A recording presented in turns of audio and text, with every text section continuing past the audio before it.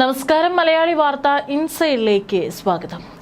2 ദിവസത്തേക്ക് നിശ്ചയിച്ച CPM സംസ്ഥാന സമിതി യോഗം ഒറ്റ ദിവസം കൊണ്ട് തന്നെ അവസാനിപ്പിച്ച് നേതാക്കളെല്ലാം സ്ഥലം വിട്ടു. കേരളത്തിൽ ലോക്സഭ, തദ്ദേശ, നിയമസഭാ തെരഞ്ഞെടുപ്പുകളിലെ ദാരുണ തോൽവികൾക്ക് പിന്നിൽ പിണറായി വിജയന്റെയും MV ഗോവിന്ദന്റെയും അഹന്തയും ധാർഷ്ട്യവുമാണ് അടിസ്ഥാന കാരണമെന്നും 2 നേതാക്കളെയും സഖാക്കൾക്ക് പോലും വെറുപ്പാണെന്നും പാർട്ടിയുടെ കുറ്റസമ്മതം തന്നെ നടന്നു എന്ന് പറയാം. നിയമസഭാ തെരഞ്ഞെടുപ്പിലെ കനത്ത തിരിച്ചടിക്ക് പിന്നാലെ CPM സംസ്ഥാന നേതൃത്വത്തിനെതിരെ കേന്ദ്ര കമ്മിറ്റി നടത്തിയ രൂക്ഷ വിമർശനവും തിരുത്തൽ ഫോർമുലയും ഒരക്ഷരം എതിർപ്പില്ലാതെ അംഗീകരിച്ച് സംസ്ഥാന കമ്മിറ്റി. തോൽവിക്ക് ഉത്തരവാദികൾ ഉണ്ടെന്നും സംസ്ഥാന നേതൃത്വത്തിന് ഗുരുതരമായ വീഴ്ച സംഭവിച്ചുവെന്നുമുള്ള കേന്ദ്ര നേതൃത്വത്തിന്റെ റിപ്പോർട്ട് പൂർണ്ണമായും അംഗീകരിച്ചെങ്കിലും പാർട്ടിക്കുള്ളിൽ സ്ഥാനചലനങ്ങൾ ഉണ്ടാകുമോ എന്ന ചോദ്യമാണ് ഇനി ബാക്കിയാകുന്നത്. സെപ്റ്റംബർ 13 മുതൽ 15 വരെ കോഴിക്കോട് ചേരുന്ന വിശാല സംസ്ഥാന സമിതി യോഗം വരെ ഇപ്പോഴത്തെ നേതൃത്വത്തിന് തൽസ്ഥിതി തുടരാമെങ്കിലും വരും ദിവസങ്ങളിൽ വലിയ മാറ്റങ്ങൾ തന്നെ ഉണ്ടാകുമെന്നാണ് സൂചന. 2 ദിവസത്തേക്ക് നിശ്ചയിച്ചിരുന്ന നിർണായക CPM സംസ്ഥാന സമിതി യോഗമാണ് ഒറ്റ ദിവസം കൊണ്ട് വെട്ടിച്ചുരുക്കി അവസാനിപ്പിച്ചത്. ഇത് പാർട്ടി വൃത്തങ്ങളിലും വലിയ ചർച്ചയായിട്ടുണ്ട്. കേന്ദ്ര കമ്മിറ്റി തീരുമാനങ്ങൾ റിപ്പോർട്ട് ചെയ്യുക എന്നതായിരുന്നു പ്രധാന അജണ്ടയെങ്കിലും ആഴത്തിലുള്ള ചർച്ചകൾ ഒഴിവാക്കാനും പിണറായി വിജയൻ എന്ന നേതാവിനോടുള്ള ഭയവും അതൃപ്തിയും തുറന്നു പറയാൻ നേതാക്കൾ മടിച്ചതുമാണ് യോഗം വേഗത്തിൽ അവസാനിപ്പിക്കാൻ ഇടയാക്കിയതെന്ന വിമർശനവും ഉയരുന്നുണ്ട്. സംസ്ഥാന കമ്മിറ്റി നേരത്തെ തയ്യാറാക്കിയ തെരഞ്ഞെടുപ്പ് അവലോകന റിപ്പോർട്ടിലെ പ്രധാനപ്പെട്ട 4 വിലയിരുത്തലുകളിലാണ് കേന്ദ്ര കമ്മിറ്റി നിർണായകമായ തിരുത്തലുകൾ വരുത്തിയത്. തങ്ങൾ തയ്യാറാക്കിയ റിപ്പോർട്ട് കേന്ദ്ര നേതൃത്വം വെട്ടിത്തിരുത്തിയിട്ടും യാതൊരു എതിർപ്പുമില്ലാതെ അത് തലകുനിച്ച് അംഗീകരിക്കുകയാണ് സംസ്ഥാന നേതാക്കൾ ചെയ്തത്. സംസ്ഥാന നേതൃത്വത്തിന്റെ നയവൈകല്യങ്ങളും നിലപാടുകളുമാണ് തിരിച്ചടിക്ക് പ്രധാന സങ്കീർണതകൾ സൃഷ്ടിച്ചതെന്നും വ്യക്തമാക്കുന്നതാണ് ഈ തിരുത്തലുകൾ. അടിമ സഖാക്കൾ പോലും തൃക്കരിപ്പൂരിലും അമ്പലപ്പുഴയിലും തളിപ്പറമ്പിലും ഉൾപ്പെടെ പാർട്ടിക്ക് വോട്ട് ചെയ്തില്ലെന്നും പാർട്ടിയുടെ അടിത്തറ ഇളകിയെന്നും കണ്ടെത്തൽ.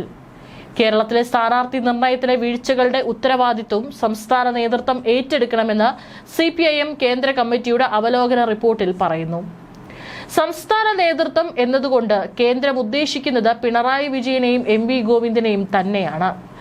സംസ്ഥാനത്തെ മുഴുവൻ പാർട്ടി സ്ഥാനാർത്ഥികളെയും അന്തിമമായി നിശ്ചയിച്ചതും ഇവർ ഇരുവരും തനിച്ചാണ്.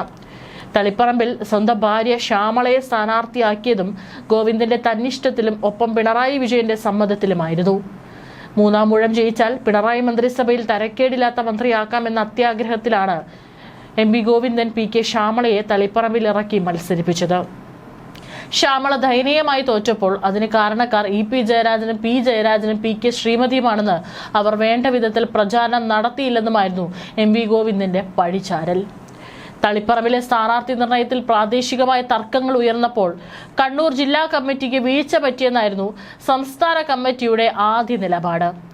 എന്നാൽ ഈ വീഴ്ച തിരുത്താൻ സംസ്ഥാന നേതൃത്വത്തിലെ ഉത്തരവാദിത്തപ്പെട്ടവർ തയ്യാറായില്ലെന്നും നേതാക്കളുടെ പിടിവാശിയാണ് തളിപ്പറമ്പിൽ തിരിച്ചടിയായതെന്നും കേന്ദ്ര കമ്മിറ്റി തിരുത്തി. നേതാക്കളുടെ ഈ തോന്നിയാസത്തെ ചോദ്യം ചെയ്യാൻ സംസ്ഥാന സമിതി തയ്യാറായില്ല. തെരഞ്ഞെടുപ്പ് പ്രചാരണ വേളയിൽ ഈഴവ സമുദായ നേതാവ് വെള്ളാപ്പള്ളി നടേശൻ നടത്തിയ വർഗീയ പരാമർശങ്ങളെ ശക്തമായി എതിർത്തില്ലെന്ന തിരുത്തലാണ് കേന്ദ്ര കമ്മിറ്റി പ്രധാനമായും ഉന്നയിച്ചത്. അതിനും പുറമെ പാർട്ടിയിലെ ചില മുതിർന്ന നേതാക്കൾ തന്നെ വെള്ളാപ്പള്ളിയെ പരസ്യമായി അനുകൂലിച്ച് പരാമർശം നടത്തിയതും കടുത്ത വീഴ്ചയാണെന്നും കേന്ദ്ര കമ്മിറ്റി നിരീക്ഷിച്ചു. ഇത് വോട്ട് ചോർച്ചയ്ക്ക് കാരണമായെന്ന് കണ്ടാണ് റിപ്പോർട്ടിൽ കേന്ദ്രം പുതിയ കൂട്ടിച്ചേർക്കൽ നടത്തിയത്. തെരഞ്ഞെടുപ്പിന് തൊട്ടു മുമ്പ് നടന്ന ആഗോള അയ്യപ്പ സംഘവുമായി ബന്ധപ്പെട്ട് തെറ്റായ പ്രചാരണം ഉണ്ടായെന്ന സംസ്ഥാനത്തിന്റെ വാദവും കേന്ദ്ര കമ്മിറ്റി പൊളിച്ചെഴുതി. സ്വർണ്ണക്കടത്ത് കേസിൽ പത്തനംതിട്ട ജില്ലാ കമ്മിറ്റി അംഗവും മുൻ ദേവസ്വം ബോർഡ് പ്രസിഡന്റുമായ A പത്മകുമാറിനെ പോലീസ് അറസ്റ്റ് ചെയ്തെങ്കിലും ശിക്ഷണ നടപടിയെടുക്കുന്നതിൽ വലിയ വീഴ്ച സംഭവിച്ചു. ഇതിനൊപ്പം 2ാം പിണറായി മന്ത്രിസഭയിലെ മിക്ക മന്ത്രിമാരും വൻ പരാജയമായിരുന്നുവെന്നും കേന്ദ്ര കമ്മിറ്റി റിപ്പോർട്ടിൽ പറയുന്നു. ആഗോള അയ്യപ്പ സംഗമത്തിൽ ഉത്തർപ്രദേശ് മുഖ്യമന്ത്രിയുടെ സന്ദേശം വായിച്ച സംഭവം ഒഴിവാക്കാമായിരുന്നുവെന്നും അവലോകന റിപ്പോർട്ടിൽ വിലയിരുത്തുന്നുണ്ട്. കടുത്ത ഹിന്ദുത്വ നിലപാടുകൾക്ക് പേരുകേട്ട ഉത്തർപ്രദേശ് മുഖ്യമന്ത്രിയുടെ സന്ദേശം സംസ്ഥാന സെക്രട്ടേറിയറ്റ് അംഗം കൂടിയായ ഒരു മന്ത്രി പൊതുവേദിയിൽ വായിച്ചതും പാർട്ടിയുടെ മതനിരപേക്ഷ പ്രതിച്ഛായയ്ക്ക് വലിയ തിരിച്ചടിയായി. ആഗോള അയ്യപ്പ സംഗമത്തിൽ പാർട്ടി സംസ്ഥാന സെക്രട്ടേറിയറ്റ് അംഗം കൂടിയായ മന്ത്രി ഉത്തർപ്രദേശ് മുഖ്യമന്ത്രി യോഗി ആദിത്യനാഥിന്റെ സന്ദേശം വായിച്ചത് ഗുരുതരമായ നയപരമായ വീഴ്ചയാണെന്ന് കേന്ദ്ര കമ്മിറ്റി റിപ്പോർട്ടിൽ വ്യക്തമായി ഉൾപ്പെടുത്തിയിട്ടുണ്ട്. തീവ്ര വലതുപക്ഷ നിലപാടുള്ള നേതാവിന്റെ സന്ദേശം വേദിയിൽ വായിച്ചത് പാർട്ടിയുടെ അടിത്തറ തന്നെ ഇളക്കിയെന്നും എല്ലാം നശിപ്പിച്ചത് ഈ നടപടിയാണെന്നുമാണ് വിലയിരുത്തൽ. കേന്ദ്ര സർക്കാരിന്റെ PM ശ്രീ പദ്ധതി നടപ്പിലാക്കുന്നതിനെതിരെ മുന്നണിയിലെ പ്രധാന ഘടകകക്ഷിയായ CPI ഉയർത്തിയ വിമർശനങ്ങളും തെറ്റായ പ്രചാരണത്തിന് വഴിവെച്ചെന്നായിരുന്നു സംസ്ഥാന കമ്മിറ്റി കുറ്റപ്പെടുത്തിയത്. എന്നാൽ ഇടതുമുന്നണിയിൽ കൂട്ടായ ചർച്ചകളില്ലാത്തതും ഘടകകക്ഷികളെ വിശ്വാസത്തിലെടുക്കാതെ ഏകപക്ഷീയമായി കാര്യങ്ങൾ മുന്നോട്ട് കൊണ്ടുപോയതുമാണ് പ്രശ്നങ്ങൾക്ക് കാരണമായതെന്നും കേന്ദ്രം ചൂണ്ടിക്കാട്ടി. മുന്നണി മര്യാദകൾ ലംഘിച്ചതാണ് CPIയെ ചൊടിപ്പിച്ചതെന്നും കേന്ദ്ര കമ്മിറ്റി കുറ്റപ്പെടുത്തി. ഇത്രയും കടുത്ത വിമർശനങ്ങളും തിരുത്തലുകളും കേന്ദ്ര നേതൃത്വം മുന്നോട്ട് വെച്ചിട്ടും അതിനെതിരെ ഒരക്ഷരം പോലും സംസാരിക്കാൻ സംസ്ഥാന സമിതിയിലെ പ്രമുഖർക്ക് കഴിഞ്ഞില്ല. പാർട്ടിയിലും ഭരണത്തിലും ഒരേപോലെ സ്വാധീനം ചെലുത്തുന്ന പിണറായി വിജയനെതിരെയോ പാർട്ടി സെക്രട്ടറിക്കെതിരെയോ വിരൽ ചൂണ്ടാൻ നേതാക്കൾക്ക് ഇപ്പോഴും ഭയമാണ്.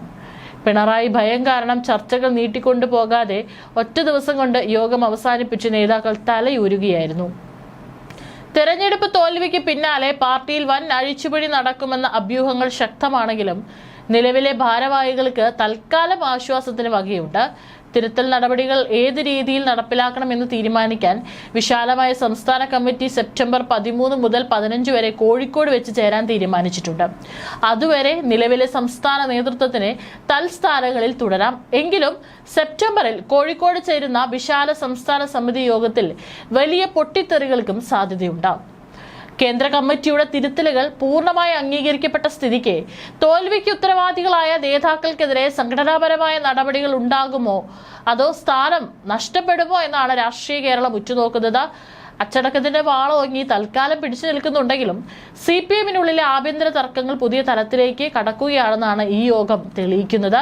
ഏതായാലും മാറ്റങ്ങൾ വരുമോ അതോ ഇതേ നിലയിൽ തന്നെ തുടർന്നു പോകുമോ എന്നുള്ളത് കാത്തിരുന്ന് തന്നെ കാണാം.